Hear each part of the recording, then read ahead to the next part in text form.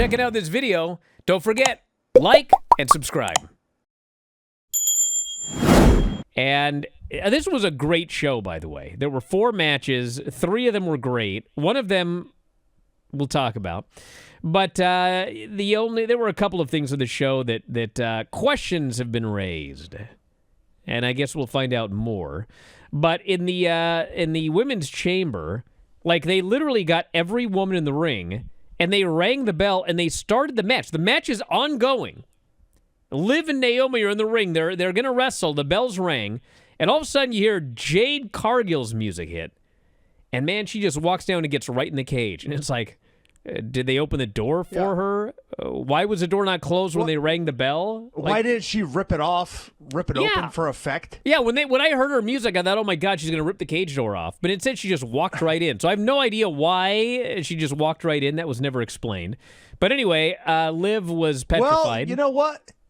She does have that Storm character, so maybe she used her powers, her wind. Doubtful. So Liv is scared, but she gets in the ring and she kills Naomi. And Bianca in her pod is yelling and screaming and terrified, and ends up with Jade leaving after killing Naomi and slamming the door on her head. So Naomi cannot continue. And so now there's a lot of questions here. A lot. So why, if Naomi was responsible, did Jade not call Bianca once and tell her that your tag team partner is the one that beat me up in the parking lot? And Dave goes, well, in wrestling, the story is that when someone's gone, no one can communicate with them or whatever. This is ridiculous.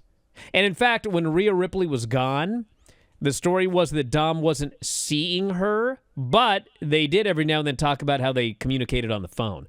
So this leads me to believe that Bianca was also responsible.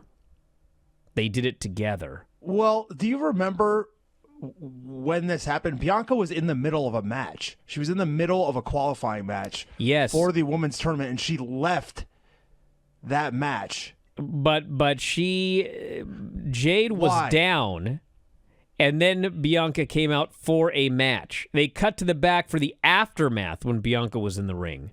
So Bianca could have either helped attack her, or Bianca was the one who told Naomi to attack her. But I'm pretty sure they're in cahoots, because that would explain everything. If they're not in cahoots, then there's a lot of questions here that have not been answered. But anyway, this was a very good match, and Bianca ended up winning. And so she is going on to WrestleMania to face Rhea Ripley, who is a babyface. So you could have Bianca turning heel here. And I thought this match was the best chamber match they've ever done with the women. I thought everybody looked really good. And just overall, a big success for a women's chamber. Yeah, do you think there's any shot we're getting a 3-way in that women's title match? Because, I mean, obviously they kind of had to make mention of it with the title match between Rhea and Io tonight. But, I mean, they had such a great visual stare down with the 3 of them. They could have I could easily see that picture being used over and over. So I actually hope that they do, because there's no real huge, clear storyline for Rhea and Bianca facing off one-on-one. And, I think Io being in that mix, I think that would be a fun match for WrestleMania. Well, I'll give you all a scoop. I didn't know that John Cena was turning, obviously.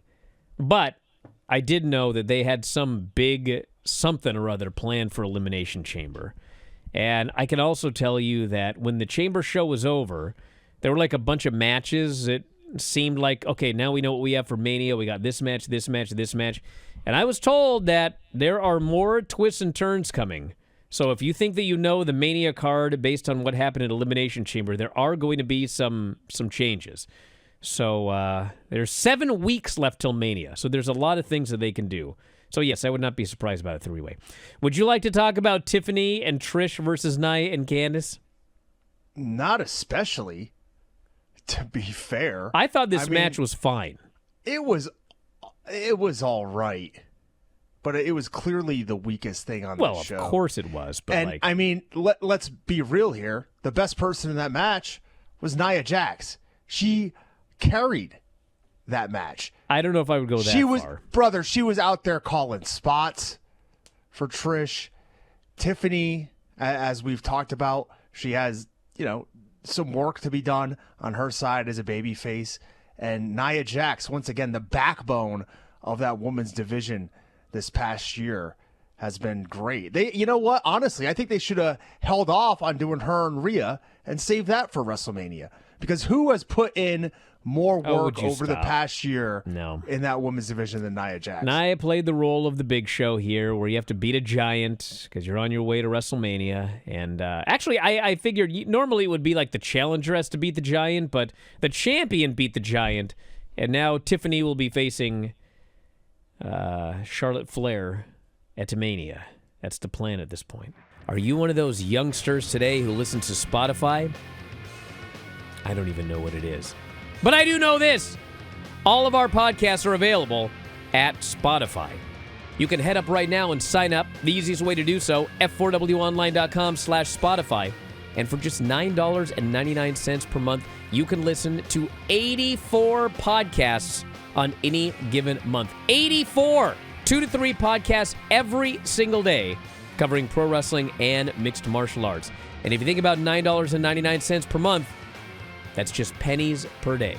So check it out today on Spotify. That's f4wonline.com/Spotify. f4wonline.com/Spotify.